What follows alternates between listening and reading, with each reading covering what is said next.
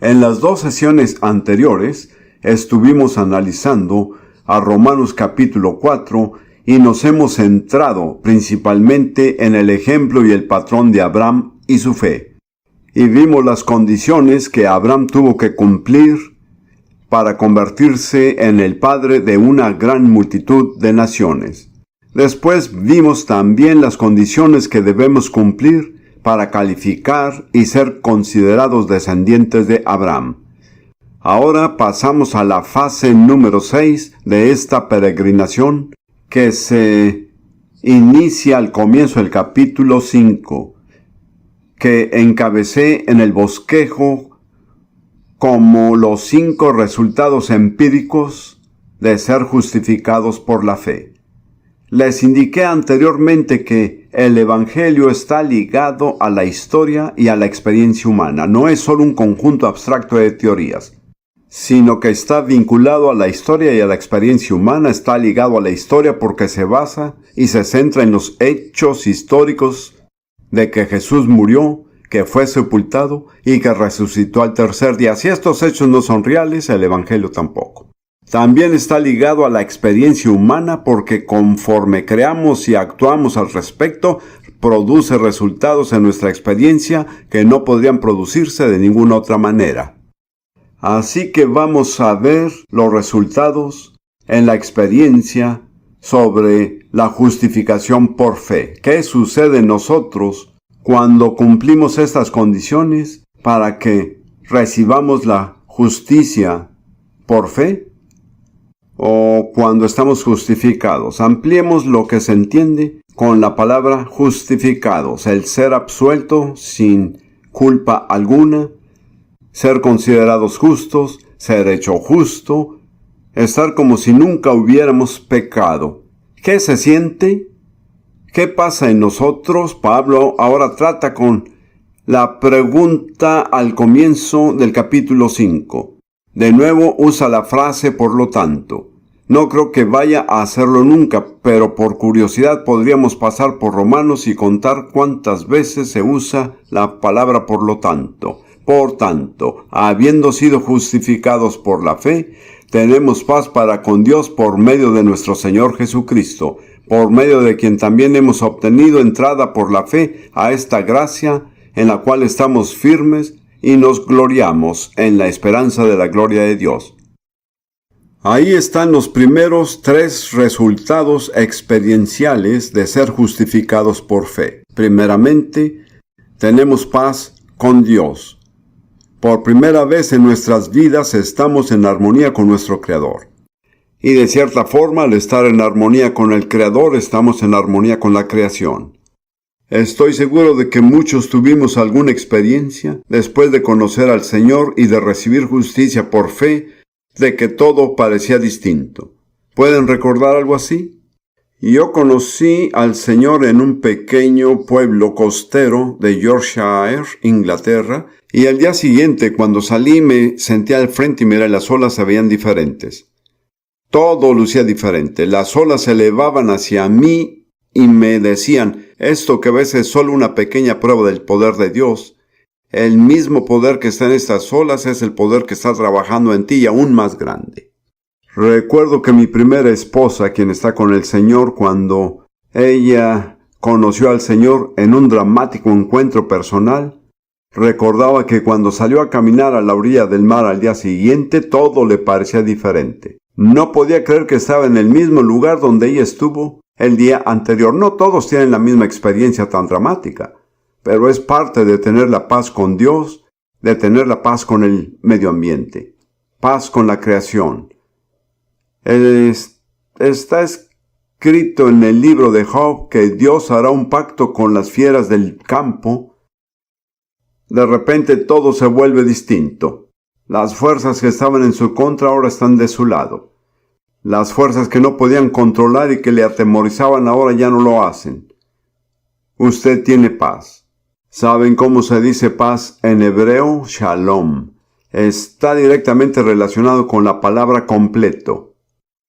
También está relacionado con la palabra pagar. En hebreo pagar una cuenta se dice leshalam. Uno tiene paz porque las cuentas ya fueron pagadas.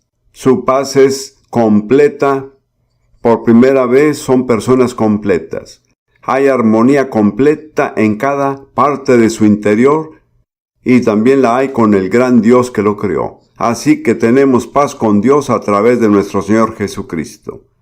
El segundo resultado experiencial está en el versículo 2. Por quien, se refiere Jesús, también tenemos entrada por la fe a esta gracia en la cual estamos firmes.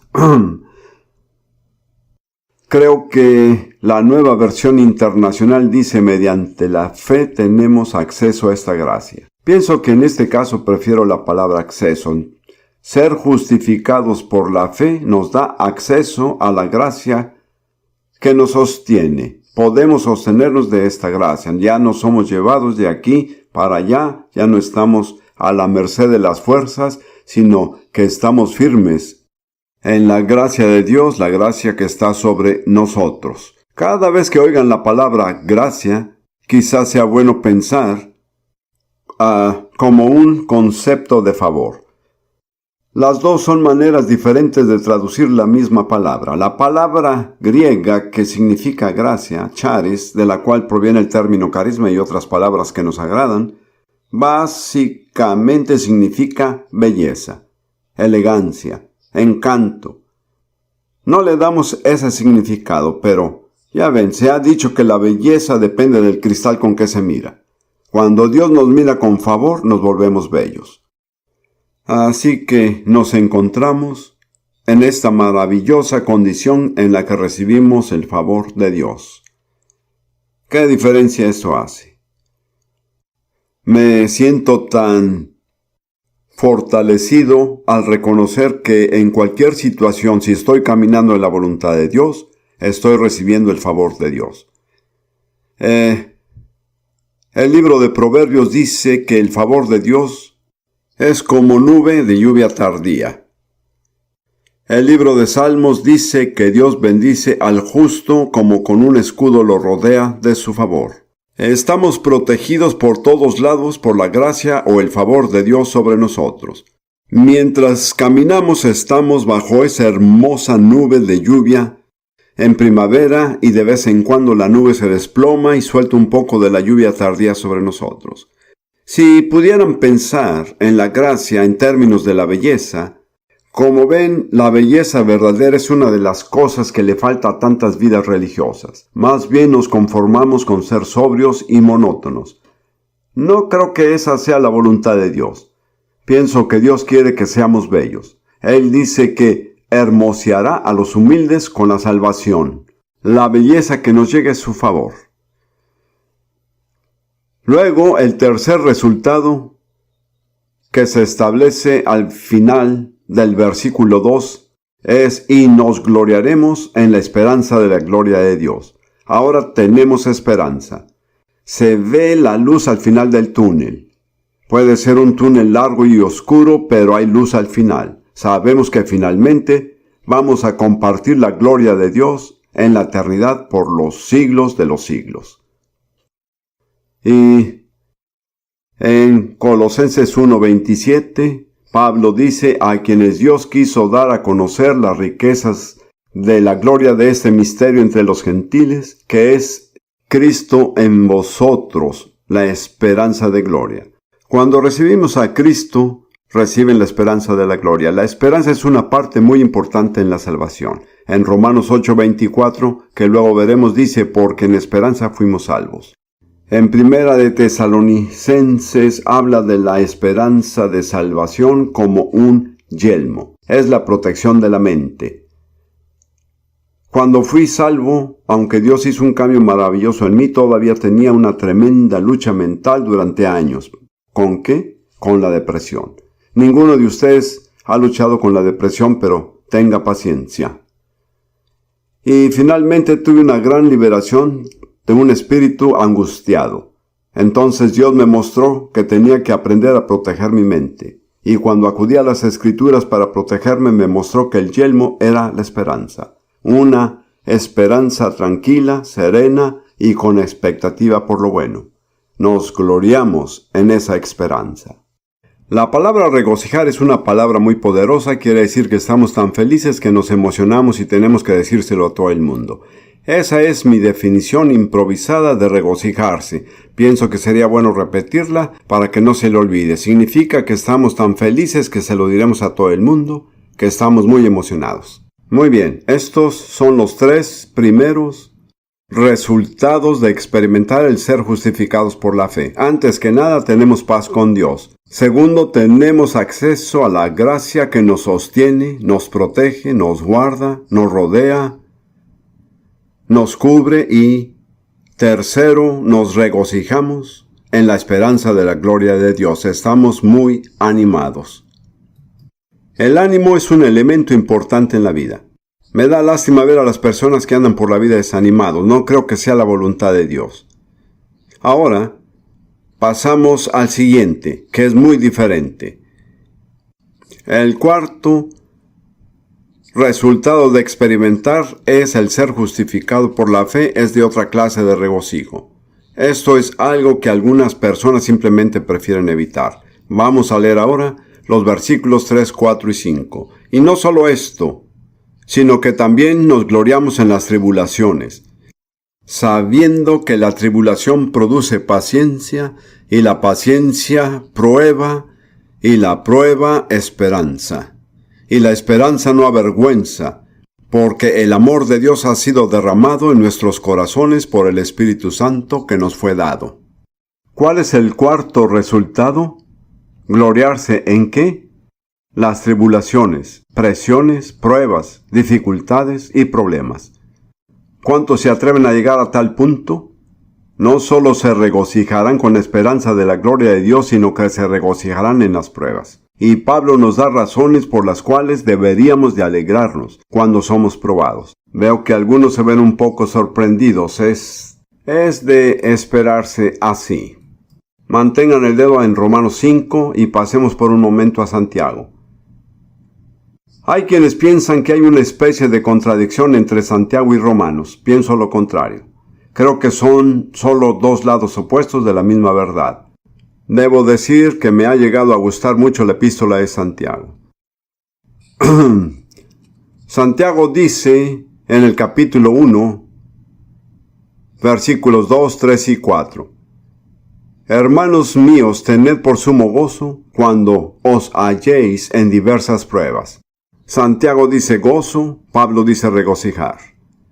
Ambos están hablando esencialmente de lo mismo, sabiendo que la prueba de vuestra fe produce paciencia. ¿Les digo cuál es la única forma en que se puede aprender la paciencia? Es persistiendo. No hay otra manera. Mi esposa Ruth, ¿dónde está? Justo enfrente de mí. Ella respondería con un fuerte amén. Ella está en ese proceso de aprender la paciencia. Continuemos. Mas tenga la paciencia su obra completa, para que seas perfectos y cabales, sin que os falte cosa alguna. Qué emocionante, ¿no lo creen? ¿No desean ser perfectos y cabales, sin que les falte cosa alguna? Pero solo hay una forma de conseguirlo, y es por la ruta de la tribulación. Son las pruebas. Ser perseverantes en las pruebas es lo que nos lleva al punto de ser perfecto y completo, sin faltarle cosa alguna. Si quieren lograr ese objetivo, tienen que tomar esa ruta. Les diría que no se preocupen por buscar las pruebas, pues Dios se encargará de eso.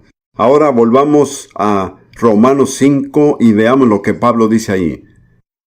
Él dice, nos gloriamos en las tribulaciones, sabiendo que la tribulación produce paciencia. Pienso que es la misma palabra que en Santiago se traduce como perseverancia. Permítame decir que la paciencia es una parte esencial de la experiencia cristiana. Si no adquieren perseverancia, habrá muchas cosas en la vida cristiana que nunca alcanzarán. Muy bien. La paciencia o la perseverancia, versículo 4, producen carácter probado. Nunca se sabe cómo es una persona hasta que se le haya visto pasar por pruebas. No hay forma de saber de antemano con qué clase de persona se está tratando hasta que se le haya visto pasar por pruebas. Pero eso produce un carácter probado. Y la prueba produce esperanza.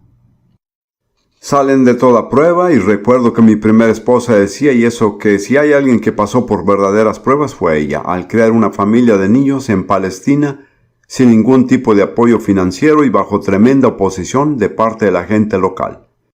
Cuando le tocaba una prueba, ella decía, qué emocionante será ver cómo Dios me saca de esta prueba.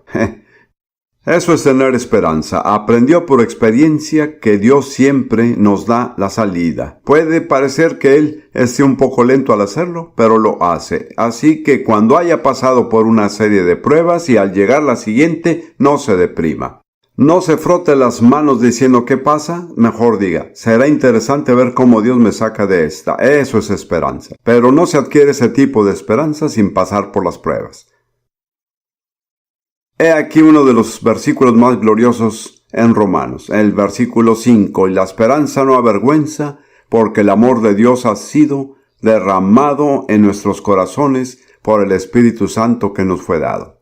¿Cuál es la base final de nuestra esperanza? Es el amor de Dios derramado en nuestros corazones. ¡Qué tremenda declaración! No dice que algo del amor de Dios fue derramado, sino que el amor de Dios en su totalidad se derrama en nuestros corazones por el Espíritu. Después de ser bautizado por el Espíritu, no necesita orar por amor. Pienso que se necesita recurrir al amor que ya está en uno y que está disponible. Es como vivir a orillas del río Mississippi o del Amazonas si estuviera orando por un poco de agua. La realidad es que disponen de mucha agua que nunca podrán usarla toda. Pienso que así también pasa con el amor. Una vez que el Espíritu Santo ha sido derramado y nos libera, llevamos dentro de nosotros tanto potencial de amor inagotable. Les voy a pedir que mantengan su dedo en Romanos 5 y busquen un momento en el conocido capítulo del amor, 1 Corintios, capítulo 13. Solo quiero indicarles algo acerca del amor que quizá nunca hayan notado. ¿Cuál es la cosa más fuerte en el universo? Yo creo que es el amor de Dios. Creo que es más fuerte que cualquier otra cosa. En el libro de los Cantares dice, porque fuerte como la muerte es el amor, y la muerte es irresistible, nadie puede resistir la muerte. Pero cuando Jesús murió y resucitó de entre los muertos, probó que el amor es más fuerte que la muerte. Así que es la fuerza más poderosa del universo. Nunca subestimen su fuerza. Y aquí, en 1 Corintios 13, versículo 4, en adelante, Pablo describe cómo es el amor. El amor es sufrido, es benigno, no tiene envidia, no es jactancioso, no se envanece, no hace nada indebido, no busca lo suyo, no se irrita, no guarda rencor, no se goza de la injusticia, mas se goza de la verdad. Aquí está el versículo clave. Todo lo sufre, todo lo cree, todo lo espera, todo lo soporta. ¿Cuál es la fuente importante tanto de la resistencia como la esperanza? Es el amor de Dios en nuestros corazones. Nada puede desgastar el amor de Dios. Nada puede derribar el amor de Dios. Es indestructible. Lo soporta todo, lo cree todo y lo espera todo. Ese es el amor que se derrama en nuestros corazones y que nos da esperanza. Ahora, volvamos por un momento a Romanos 5 y miremos la descripción del amor de Dios que se describe allí, en los versículos 6 al 10. El amor de Dios fue expresado en Cristo y en la muerte de Cristo en nuestro favor. Tengan en cuenta que esa es la expresión del amor total de la Deidad Padre, Hijo y Espíritu Santo.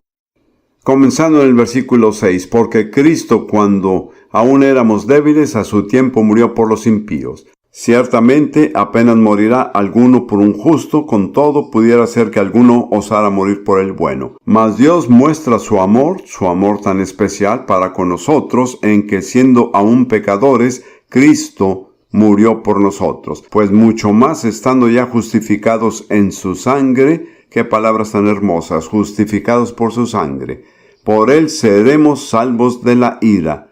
Porque si siendo enemigos fuimos reconciliados con Dios por la muerte de su Hijo, mucho más, estando reconciliados, seremos salvos por su vida. Ahora, en ese pasaje, Pablo usa 4 diferentes palabras para describir en qué condiciones estábamos a la hora que Jesús murió por nosotros. Esto nos da la dimensión del amor de Dios. Noten que en el versículo 6 dice éramos débiles. No podíamos salvarnos a sí mismo. No había nada que pudiéramos hacer para cambiar nuestra situación. Terminando con el versículo 6 dice éramos impíos. En el versículo 8 dice Dios muestra su amor para con nosotros en que siendo aún pecadores, Cristo murió por nosotros.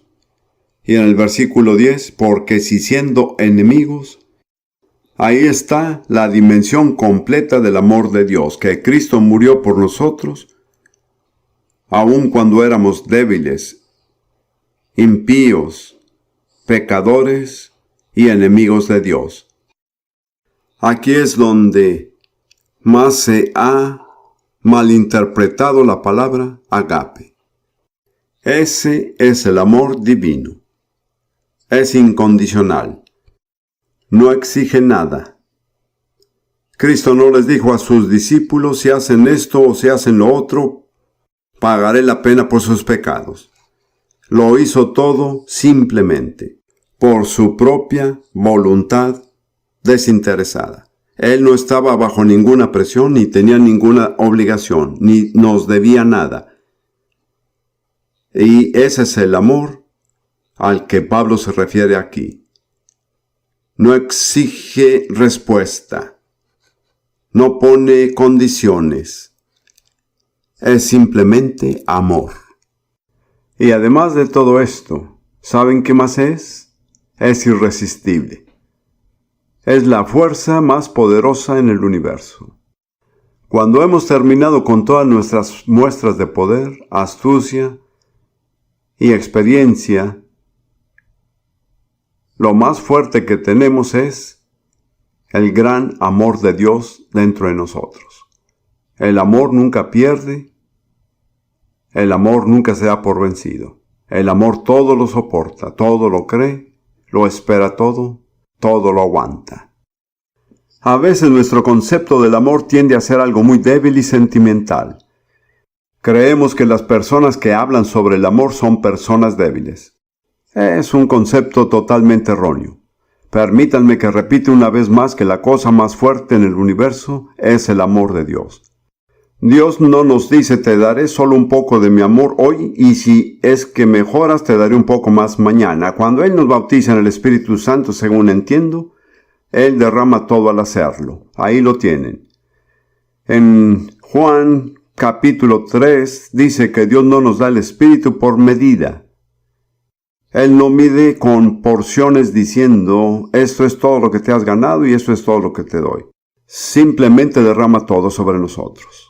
Les comento que si yo fuera Dios no lo hubiera hecho así. Hubiera puesto algunas condiciones, hubiera hecho algunas demandas, hubiera dicho, bien, si te alineas un poco y se veo que has mejorado en algo, déjeme decirle, si hubiera sido Dios yo no hubiera sido salvo. Nunca hubiera creído que realmente podría ser salvo.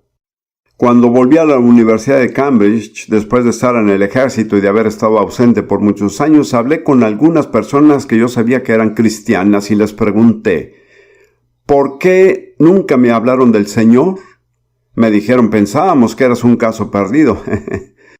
Y me alegro de que Dios no pensara lo mismo de mí.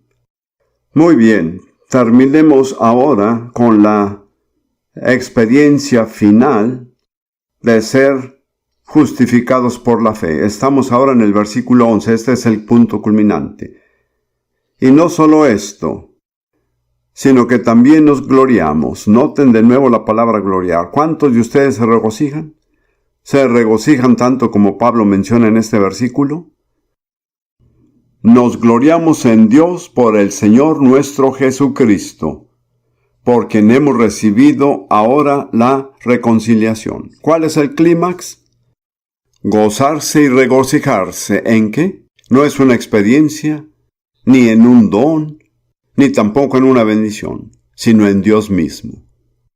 Eso fue en lo que David pensó, creo yo, en el Salmo 43. Pasemos al Salmo 43 por un momento y leamos lo que dijo David. David estaba enfrentando una situación muy depresiva. Simplemente no sentía que las cosas le iban bien. Al final del Salmo 43, versículo 2, dice: ¿por qué andaré enlutado? Por la opresión del enemigo. Y él contesta su propia pregunta, dice: ¿por qué ando enlutado y por qué deprimido? Porque el enemigo me oprime. Esa es la razón. Es por eso que muchas veces andamos enlutados. ¿Y cuál fue el remedio? Él clama a Dios diciendo: envía tu luz y tu verdad. Estas me guiarán, me conducirán a tu santo monte y a tus moradas. Entraré al altar de Dios, al Dios de mi alegría y de mi gozo. Y te alabaré con arpa, oh Dios, Dios mío. ¿Cuál fue el gozo de David? Fue Dios mismo. Él fue el mayor gozo en la vida de David. Cuando estaba deprimido, abatido y no sabía a dónde ir, dijo: iré al altar de Dios, al lugar del sacrificio. Y también dijo: pondré mi vida en el altar de Dios, entregaré mi vida, me entregaré a Él sin reservas, lo conoceré, y Él será mi gran alegría y gozo. Ese es el propósito de la vida cristiana. A medida que avancemos en este estudio de Romanos, veremos que al final del capítulo 8, y es allí donde nos dirigimos, ese es nuestro destino. No es nada menos que Dios mismo. Aquí podemos ver un poco. Es como estar en la cima de una montaña y darse cuenta de que falta aún más, pero puede ser su destino. Nos quedan aún más valles por atravesar antes de llegar, pero aquí, en Romanos 5:11, vemos nuestro destino a la distancia. Un reluciente pico de montaña que representa a Dios mismo, nuestro gozo. En la sesión anterior pasamos por la primera parte de Romanos 5, que fue la fase 6 de nuestra peregrinación, y se tituló Los 5 resultados empíricos de ser justificado por la fe. Esos 5 resultados que estudiamos juntos son los siguientes: 1, paz con Dios; 2, acceso a la gracia que nos sostiene; 3, regocijarse en la esperanza de la gloria de Dios; 4, gloriarnos, regocijarnos en la tribulación por lo que la tribulación hace. ¿Cuántos de ustedes dirían amén a este punto? Y 5, el clímax de regocijarse en Dios mismo. Hoy vamos a pasar a la segunda parte de Romanos capítulo 5, la fase de la peregrinación a la que le he puesto la fase 7, y la he titulado Una comparación entre Adán y Jesús. Debo admitir de antemano que aquí descubrimos más a Pablo por sus razonamientos talmúdicos. No es como el Talmud, pero es muy cercano. Se trata del razonamiento más intenso y concentrado que se pueda encontrar en cualquier parte de la Biblia. Confieso de antemano que no es del todo fácil, pero debemos ser fuertes, valientes y avanzar para poseer la tierra. Y bien, aquí estamos. Vamos a comenzar en versículo 12 de Romanos 5, que comienza con otra frase tan característica: por lo tanto. Por tanto, como el pecado entró en el mundo por un hombre, y por el pecado la muerte, así la muerte pasó a todos los hombres por cuanto todos pecaron, pues antes de la ley había pecado en el mundo. Pero donde no hay ley, no se inculpa de pecado. No obstante, reinó la muerte desde Adán hasta Moisés, aun en los que no pecaron a la manera de la transgresión de Adán, el cual es figura, o símbolo, o patrón del que había de venir. Ese es Jesús. Primeramente observemos que Pablo menciona 2 períodos de tiempo que pasan en sucesión. El primero es de Adán a Moisés, cuando no existía la ley de Dios dada a la raza humana. Dios le había dado a Adán solo un mandamiento negativo, pero no le dio la ley. Desde el momento del pecado de Adán en adelante sobre la tierra no hubo ninguna ley dada por Dios hasta Moisés. Así que desde Adán hasta Moisés se marca el período en que no existía la ley, pero desde Moisés en adelante se marca el período de la ley de Moisés.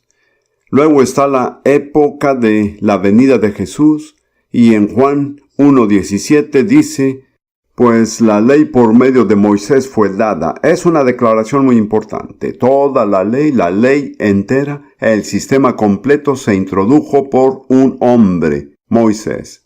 Pues la ley por medio de Moisés fue dada, pero la gracia y la verdad vinieron por medio de Jesucristo.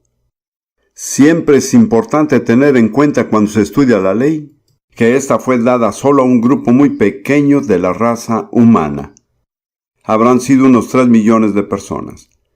Y en un determinado momento de la historia, y además realmente solo se pudo llevar a cabo en un solo lugar geográficamente, que fue la tierra de Israel, ya que en gran parte de la ley implicaba hacer cosas que solo se podían hacer en Israel. Me atrevería a decir, y pueden cuestionarme en esto, la ley nunca se le dio a los gentiles. Así que esto se trata de un período específico y con un grupo específico de la raza humana. Pero es el grupo más importante de la raza humana porque todo el propósito de la redención dependía de aquella pequeña nación llamada Israel. Ahora, Pablo dice que Jesús fue el resultado de un patrón que se dio inicialmente en Adán. Adán recibió un mandamiento, y fue en un jardín en donde tenía todo lo que su corazón deseara. Él desobedeció. Jesús recibió el mandamiento del Padre de dar su vida por el mundo en un jardín, Getsemaní. Aceptó ese mandamiento y obedeció. Entonces hay un paralelo cercano entre Adán y Jesús. Y para entender este paralelo de manera completa, me gustaría que se pasen por un momento a 1 Corintios capítulo 15, versículos 45 y 47. 1 Corintios capítulo 15, 45 y 47. Este es el capítulo que trata de la resurrección, pero no lo veremos en detalle. Así también está escrito, fue hecho el primer hombre, Adán, alma viviente, el postrer Adán, espíritu vivificante. Hay dos contrastes entre el primero y el último Adán, y entre el alma viviente y el espíritu vivificante. Y luego en el versículo 47, el primer hombre es de la tierra, terrenal. El segundo hombre es celestial. Ahora, así como lo entiendo, Pablo le da dos títulos a Jesús. Él lo llama antes que nada el último Adán y luego el segundo hombre. He escuchado mucho que Jesús se le refiere como el segundo Adán, pero no creo que eso sea lo que Pablo dice. Él está diciendo antes que nada que él es el último hombre. Perdón, esto es el último Adán. Y después es el segundo hombre. Cuando Jesús murió en la cruz, murió como el último Adán. En él, toda la mala herencia de la raza entera de Adán se agotó, y cuando fue sepultado, esta también lo fue. Abarcó incluso el mal de las generaciones venideras, ya que dice en Hebreos 9:14, mediante el Espíritu Eterno se ofreció a sí mismo sin mancha a Dios. Así que a través del Eterno Espíritu Santo, que va más allá del tiempo, Él asumió en sí mismo la terrible herencia que le sobrevino a toda la raza adánica que nos incluye a nosotros. Y Él la resolvió, acabó con ella. Al morir Él, la raza también muere. Cuando Él es sepultado, nosotros también. Finalmente fue desechada y por completo, y luego cuando resucitó de entre los muertos, fue el segundo hombre, la cabeza de una raza totalmente nueva, la raza de Emanuel, la raza Dios, hombre. Y Pedro dice en su primera epístola que nos hizo renacer para una esperanza viva por la resurrección de Jesucristo de los muertos. Fue engendrado de entre los muertos y mediante la fe en Él somos engendrados de entre los muertos. Resucitamos de la profundidad del pecado y de la maldición de Adán para convertirnos en una nueva raza cuya cabeza es Jesús. Esto se afirma en Colosenses capítulo 1. Hablando de Jesús, Pablo hace 5 declaraciones acerca de su naturaleza eterna en Colosenses 1:15 y los que siguen. Luego hace 2 declaraciones en el versículo 18 acerca de su obra redentora. Colosenses 1:18.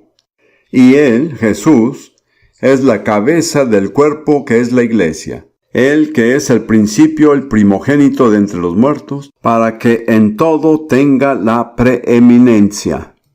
Entonces Jesús es la cabeza del cuerpo que es la iglesia, su cuerpo, y Él es el primogénito de entre los muertos. Él es el primero que se levanta en la resurrección a una clase de vida totalmente nueva. Esa clase de vida nunca había existido o manifestado en el universo antes de que Jesús resucitara de entre los muertos con la vida resucitada. Pero Él resucitó como la cabeza del cuerpo, y Él fue entregado de la muerte. Aquí tenemos una hermosa imagen. En un nacimiento natural, normalmente la primera parte del cuerpo que sale es la cabeza. Y cuando sale la cabeza, sabemos que el cuerpo le seguirá. Y en este nacimiento Jesús, la cabeza, salió primero. Y su resurrección es la garantía de nuestra resurrección. Entonces Él es, antes que nada, el último Adán. Tenía que ser así. Tenía que sellar toda la herencia. Luego tuvo que resucitar de entre los muertos, el segundo hombre, la cabeza de una raza completamente nueva, que nunca antes había existido. Entonces esa es la esencia de la comparación entre Adán y Jesús. Ahora llegamos a los detalles. Y aquí es donde van a tener que exprimirse un poco el cerebro y prepararse. Yo estoy acostumbrado a esta clase de razonamientos y no me resulta fácil. Si sienten que no entienden en la primera vez, no se desanimen. Solo repásenlo una y otra vez. Ahora, lo que Pablo está diciendo es que hay una comparación entre Adán y Jesús. Esta comparación tiene 2 partes. Hay algunos aspectos en los que Jesús era como Adán y hay otros en los que Jesús era distinto a Adán. Ahora, en realidad, Pablo pone los aspectos en los que Jesús era distinto primero y luego nos da los aspectos en los que Jesús era semejante a Adán. He decidido revertir este orden porque creo que para nuestras mentes sería más fácil ver primero las semejanzas antes de ver las diferencias. Si lo van siguiendo en el bosquejo, lo verán bajo el título Las similitudes entre Adán y Jesús. Allí hay 2 versículos, el versículo 18 y el 19. Espero que me sigan. Vamos a fijarnos ahora en Romanos 5, versículos 18 y 19. Así pues, tal como por una transgresión resultó la condenación de todos los hombres, así también por un acto de justicia resultó la justificación de vida para todos los hombres. Entonces la comparación es esta. Adán, por un acto de desobediencia, trajo la condena de toda la raza que descendió de él. Él recibió el mandamiento, lo desobedeció, entró el pecado, la muerte siguió al pecado, y el pecado y la muerte se vinieron sobre todos los descendientes de Adán, incluyéndonos a todos nosotros este día. Pero Jesús, por medio de un acto de justicia, consiguió la posibilidad de justificación de la vida para todos los hombres. El único acto de justicia fue el sacrificio de sí mismo en la cruz. Las palabras acto de justicia son importantes porque las veremos nuevamente. Las encontraremos en Romanos 8:4, donde dice a fin de que las justas demandas de la ley se cumplieran en nosotros. No quiero adelantarme a Romanos 8, solo quiero que anoten estas palabras. También aparecen en Apocalipsis 19:8, donde dice el lino fino es las acciones justas de los santos. Así que esas palabras significan un acto justo que cumple un requerimiento de Dios. Por su sacrificio en la cruz, por ese único acto de justicia, Jesús cumplió el requerimiento de Dios y posibilitó lo que Pablo llama justificación de vida. Ya conocemos la palabra justificación, ya no nos intimida.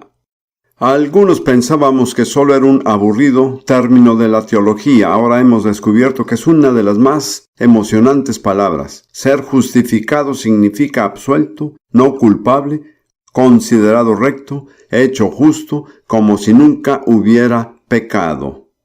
Jesús, por su sacrificio, lo hizo posible. Y debido a que Él hizo posible que seamos considerados justos, también hizo posible que recibiéramos la vida. Es muy importante observar a través de Romanos que Dios nunca derrama vida ni bendiciones a los injustos. El primer requisito de la redención es que debemos ser hechos justos. Después de eso, Dios puede derramar sus bendiciones, pero un Dios justo nunca derramará sus bendiciones sobre los injustos. Así que la justicia es la primera cuestión y es por eso que es el tema esencial de Romanos. Bien, ese es un punto de semejanza entre Jesús y Adán. Adán, por un acto de desobediencia, trajo la condenación, y Jesús, por un acto de obediencia, abrió la posibilidad de la justificación. La condena y la justificación son opuestas. Luego, en el versículo 19, porque así por la desobediencia de un hombre, los muchos fueron constituidos pecadores. Así también por la obediencia de uno, los muchos serán constituidos justos. Esta es la siguiente similitud. Por el único acto de desobediencia de Adán, muchos, todos sus descendientes, fueron hechos pecadores. Pero por el único acto de obediencia de Jesús, todo aquel que creen en Él serán constituidos justos. Y la comparación es importante porque las personas que se convirtieron en pecadores como resultado del pecado de Adán no fueron solo pecadores de nombre, eran pecadores por naturaleza y por acto. De manera correspondiente, cuando somos hechos justos por la fe de Jesús, no es que Dios nos pone una nueva etiqueta y nos quita la de pecador y nos pone una nueva de justo, pero somos hechos justos por naturaleza y por acto. Así como la desobediencia de Adán nos hizo a todos pecadores, exactamente de la misma manera, la obediencia de Cristo nos puede hacer a todos justos. No solo en teoría, no solo teológicamente, sino en la forma en que vivimos, en la naturaleza que está en nosotros. Esos son los dos puntos de similitud entre Adán y Jesús. Ahora, mantengan esa mente bien alerta y vamos a pasar a los 3 puntos de diferencia. Recuerden que vamos al revés. Espero que salga bien. Me parece que esto se hace más fácil. Ya no nos queda mucho tiempo, pero vamos a tratar con los puntos de similitud y luego ir a los puntos donde hay diferencias. Así que ahora volvamos a los versículos 15, 16 y 17. Cada uno menciona una distinción. Versículo 15. Pero el don, hablando del don de la justicia, no fue como la transgresión. Porque si por la transgresión de aquel uno murieron los muchos, abundaron mucho más para los muchos la gracia y el don de Dios por la gracia de un hombre, Jesucristo.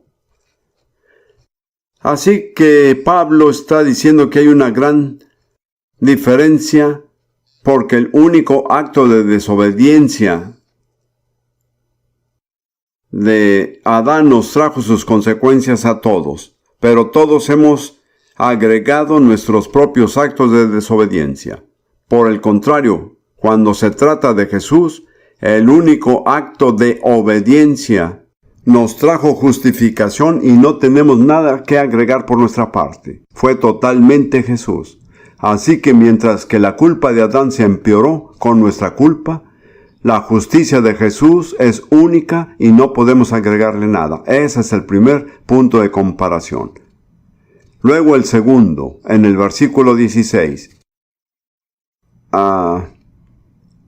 Romanos 5, versículo 16. Y con el don no sucede como en el caso de aquel uno que pecó, porque ciertamente el juicio vino a causa de un solo pecado para condenación, pero el don vino a causa de muchas transgresiones para justificación. ¿Notaron el punto de distinción? Que el único acto de desobediencia de Adán trajo la condenación a toda la humanidad. Pero el sacrificio de Jesús y su acto de justicia nos permitió justificarnos de innumerables actos de desobediencia. Así que, en el caso de Adán, fue solo un acto de desobediencia lo que nos llevó a la destrucción. Pero en el caso del acto de justicia de Jesús, ese acto único hizo posible que pudiéramos ser perdonados por innumerables actos de desobediencia. ¿Ven la diferencia? Si no la entienden por ahora, reflexionen un poco y vuelvan a repasar el bosquejo. Si es necesario, consigan la enseñanza y creo que se les va a aclarar. Me ha llevado años analizar estos versículos. Así que si no le entienden todo en una vez, si es la primera vez que ocurren para lograr el salto y no lo logran, no se preocupen, simplemente vuelvan a intentarlo de nuevo, como aquel dicho en francés, hay que retroceder para saltar mejor. Ahora estamos en el versículo 17, que viene siendo el tercer punto de distinción. Pues si por la transgresión de uno solo reinó la muerte, mucho más reinarán en vida por uno solo, Jesucristo, los que reciben la abundancia de la gracia y el don de la justicia. Ese versículo es muy importante, no sé cómo expresarlo todo. Muy bien, por medio del único acto de desobediencia de Adán, reinó la muerte sobre toda la humanidad. Y todos estábamos sujetos a la muerte. Habla de cuando Jesús vino por los que estaban sentados en regiones de sombra de muerte. Esta es una de las frases más trágicas aquí. Pero ahí es donde estaba toda la raza humana, sentada, en las regiones de sombra de muerte. Sentada, sin moverse. No había manera de escapar. Luego dice en el Evangelio, una luz les resplandeció, un acto soberano de Dios. Nosotros estábamos sentados en las regiones de sombras de muerte, no podíamos hacer absolutamente nada. No teníamos derecho a la luz. Era la misericordia soberana y la gracia de Dios lo que haría que la luz brillara. Muy bien, la muerte reinó como un rey, diría yo como un tirano, sobre toda la humanidad. Pero para aquellos de nosotros que recibimos, y estas son palabras hermosas, la abundancia de la gracia, esa palabra abundancia es una de las palabras favoritas de Pablo. La abundancia significa más que suficiente. He explicado a la gente que hay 3 niveles, insuficiente, suficiente y abundante.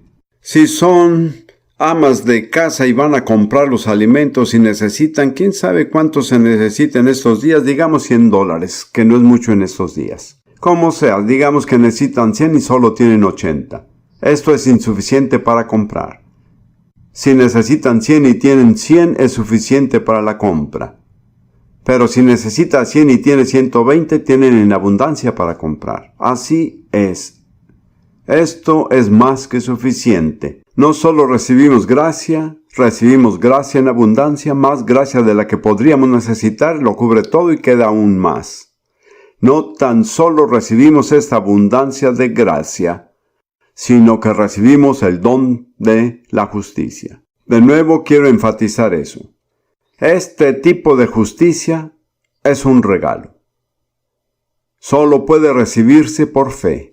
No se consigue por esfuerzos, ni serán nunca calificados para esto. Solo hay una forma de recibirlo, es creer, por fe.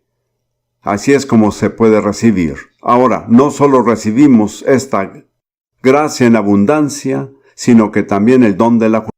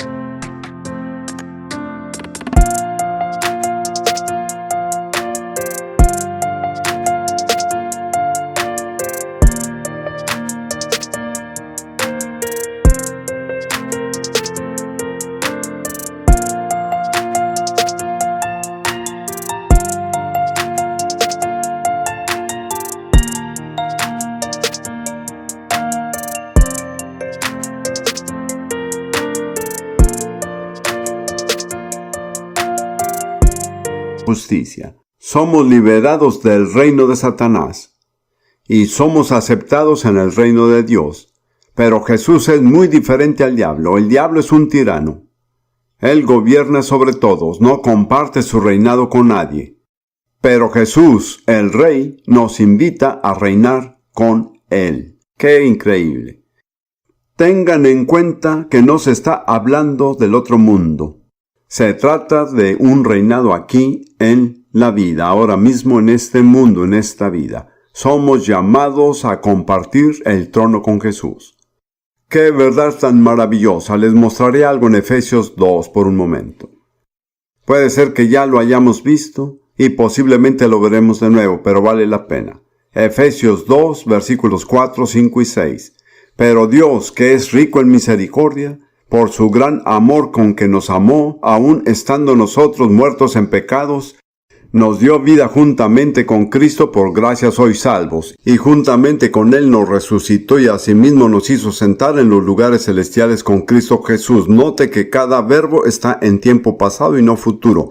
Debido a nuestra identificación con Jesús, Dios nos dio vida juntamente con Él y nos resucitó con Él. Y no se queden en la resurrección, que es maravillosa, pero ahí no se acaba todo. Uno acaba hasta llegar al trono. Una versión dice que nos entronó junto con Él. ¿Cuál es la palabra clave? ¿Recuerdan lo que dije? La identificación. Primero Jesús se identificó con nosotros. Luego, por fe, nos identificamos con Él en todo lo que le siguió a su muerte. Somos sepultados con Él por el bautismo, no lo olviden. Y cuando somos sepultados, y esto lo veremos más adelante en Romanos 6, cuando somos sepultados, entonces se nos da vida, resucitamos y nos entrona con Él. Y Jesús dice, ven y siéntate conmigo y comparte el trono conmigo. A eso le llamo yo gracia en abundancia. El libro de Job dice que Dios toma de la ceniza el estercolero y pone en alto a los humildes con los príncipes de su pueblo. ¿Saben dónde me encontraba cuando Dios me tomó? Estaba en la colina del estercolero. Pero Dios me tomó, me libró, me redimió y me pidió que me sentara con Él en el trono. ¿No es eso gracia? No hay forma de describirlo más que con la gracia. Volvamos de nuevo a Romanos, a los últimos 2 versículos. Del capítulo 5, versículos 20 y 21, pero la ley se introdujo para que el pecado abundase. No se lo esperaban, pero lo volveremos a ver en Romanos 7, ahí trataremos ese tema. La ley se dio para hacernos más conscientes de nuestro pecado. Mas cuando el pecado abundó, sobreabundó la gracia. Noten el verbo sobreabundar, es el mismo verbo del cual sale el sustantivo abundancia.